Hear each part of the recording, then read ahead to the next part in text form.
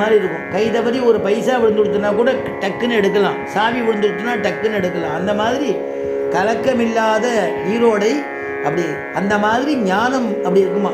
ஸ்ரீமத் ராமாயணத்தில் சரையூ நதியில் தீர்த்தமாடுறார் பரத்வாஜன்கிறதான சிஷ்யனை கொண்டு வால்மீகி. அப்படி தீர்த்தமாடின்னு கட்சி அந்த ஜலத்தை பார்த்து வர்ணிக்கிறார். பரத்வாஜா, இந்த தீர்த்தத்தை பார்த்தியா? மகான்களுடைய ஹிருதயங்கள் எப்படி இருக்குமோ, அந்த ஹிருதயம் எவ்வளவு தெளிவாக இருக்குமோ அந்த மாதிரி இந்த தீர்த்தம் இருக்கு பார்த்தியா அப்படின்னு வர்ணிக்கிறாரு ராமாயணத்தில் வருது. அப்போ அந்த தீர்த்தம் எவ்வளவு தெளிந்த தீர்த்தம் இருக்கோ அந்த மாதிரி மகான்களுக்கு தெளிந்ததான ஞானம் இருக்கும்.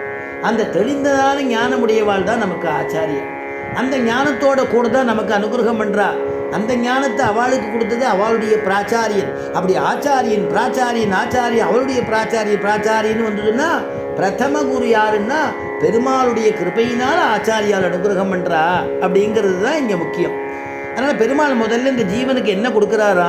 அத்வேஷத்தை கொடுக்குறாருன்னு எழுதுறது. துவேஷம்னா துவேஷிக்கிறது, துவேஷம்னா அவன் இடத்துல ஒரு சத்ருத்தன்மையோடு பார்க்கறது. அத்வேஷம்னா துவேஷம்னா வெறுக்கிறது. அந்த வெறுக்காமல் இருக்க பெருமாளை முதல்ல வெறுக்கக்கூடாது இல்லையா? பெருமாள் குணத்தை புரிஞ்சுக்கிறது இருக்கட்டும், அவனை முதல்ல வெறுக்கக்கூடாது இல்லையா? அதனால அத்வேஷத்தை கொடுக்குறார், வெறுக்காத தன்மையை கொடுக்குறார். வெறுப்பின்மை, பகவானை வெறுக்காமல் இருக்கிறது. பகவான்னா ஓ அங்கே இருக்காரா அப்படின்னு போய் சேவிக்கக்கூடிய பக்தி இல்லாட்டினா கூட ஓ ரங்கநாதரிங்க இந்த இடத்துல இருக்காரா இன்னைக்கு, ஓ இன்னைக்கு யாழி வாங்கணுமா, இன்னைக்கு யானை வாங்கணுமா அப்படின்னு கேட்கக்கூடிய ஒரு பேசிக் ஆரம்ப ஞானம் அது அது அதை முதல்ல பெருமாள் கொடுக்குறாராம். வெறுப்பில்லாத தன்மையை கொடுக்குறாராம், நல்ல சரீரத்தை கொடுக்குறாராம். இப்போ தானே ஓடி ஆடி அவன் கைங்கரியம் பண்ண முடியும். எந்த வீதிக்கு ஓடினாலும் போய் சேவிக்கணும் இல்லையா? நம்பெருமாள் நிற்கிற மாதிரி நிற்பார், டக்கு டக்குன்னு அங்கே ஓடி போயிடுவேன். இவா குடுன்னு கிட்டக்கு ஓடி போய் இன்னும் கொஞ்சம் போய் திரும்பிடுவேன். பெருமாள் இவா ஓடி போய் சேவிக்கணும். அதுக்கு சரீர ஆரோக்கியம், நல்ல ஞானம், அந்த மாதிரி ஞானத்தெல்லாம் பெருமாள் அனுகிரகம் பண்ணுறாராம்.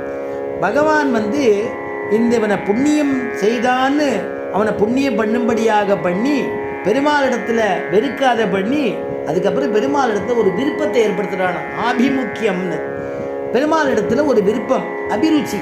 பெருமாள் அப்படின்னா ஆஹா இவ்வளவு அழகாக இருக்கிற திவ்யதேச பெருமாள், திருக்கண்ணமங்கைனா இவ்வளோ பெருமாள் இவ்வளோ உயரமாக இருக்குது, இவ்வளோ அழகாக இருக்குது. ஒப்பிரியப்பன் தான் ஆகா துளசியை கொண்டு வந்து சேர்க்கிறாள், வரிசையாக துளசி கொண்டு வந்து சாத்துறாளே, எல்லா துளசியும் வாங்கிட்டு இப்படி பிரமாதமாக நிற்கிறாரு. தூரக்கேந்து அப்படி கருட சன்னிதியிலேருந்து மணியாக எடுத்து நம்ம இப்படியே ஊருக்கு போகிறோன்னா வேலை ஒரு நிமிஷம் நிறுத்துங்கோன்னு கருட சன்னிதியிலேருந்து அப்படி கை கூப்பினா கூட இவனுக்கு தெரியுதோ இல்லையோ பெருமாள் அப்படி எட்டி பார்க்குறாராம். ஒரு பக்தன் வந்திருக்கான் அப்படின்னு எடுத்து பார்க்குறாராம். துளசி வாங்கிட்டு வந்திருக்கேன்னு கொடுக்கணும்னு நினச்சாக்க அங்கே இருக்கிறவாள்கிட்ட கொடுத்து இதை உள்ளே சேர்த்துருங்கோங்கிறாளாம். எவ்வளவு துளசி வாங்கினாலும் வேண்டான்னு சொல்கிறது இல்லை. தோழினை மேலும் நன்மார்பின் மேலும் சுடர் முடி மேலும் தாளினை மேலும் புனைந்த தன்னந்துழாய் உடையவம்மான் தோளினை மேலும் ஆச்சரியமான தோளில் சேர்க்கிறா. துளசியை முதல்ல கொண்டு வந்தால் திருத்தோள்களில் சேர்க்கிறாளாம். நன்மார்பின் மேலும் அப்புறம் துளசி வருது திருமார்பில் சேர்க்கிறாளாம். நன்மார்பின் மேலும் மறுபடியும் துளசி மாலை வந்து கொடுத்தா அப்படியே கீழே சுத்திடுறா. சுடர் முடி மேலும் மறுபடியும் வந்துட்டே இருக்கான், திருவடியில் சேர்த்துடுறாளாம். அதனால சுடர் முடி மேலும் தாளினை மேலும் புனைந்த தன்னந்துழாய் உடையமம்மா எல்லா இடத்தையும் கொண்டு வந்து அப்படி சேர்த்துடுறாள் இல்லையா? அவ்வளவு வடிவழகா பெருமாள்.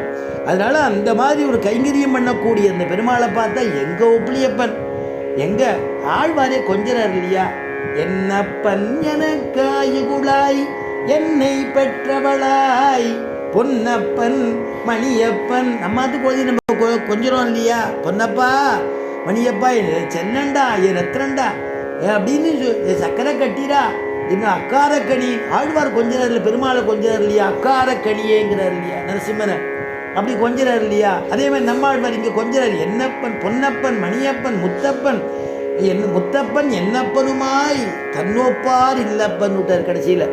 யாருக்கும் உனக்கு ஒப்பு யாரும் கிடையாதுடா பிரபு, தன்னொப்பார் இல்லப்பன். ஆனால் நீ எங்கள் எல்லாருக்கும் நிழலை கொடுத்தியே, தந்தனன் தனதாள் நிழலே அப்படின்னார் இல்லையா? அப்படி பெருமாள் இடத்துல ஒரு அபிருச்சியை ஏற்படுத்துகிறார்.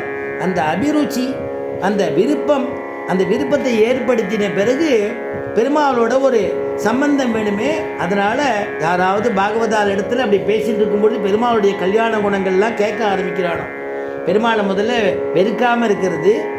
அடுத்தது அடுத்த ஸ்டெப்பு என்னன்னா, அது பெருமாள் இடத்துல ஒரு விருப்பமாக இருக்கிறது.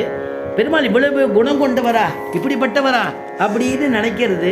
அடுத்ததாக சாத்விக சம்பாஷணை, சாத்விகாலோட ஒரு சம்பந்தம், அவர் சம்பந்தம் வேணும். அடியார்கள், சாத்விகால்னா யார்? சத்துவகுணங்கள் நிறைந்தவர்கள் அடியார்.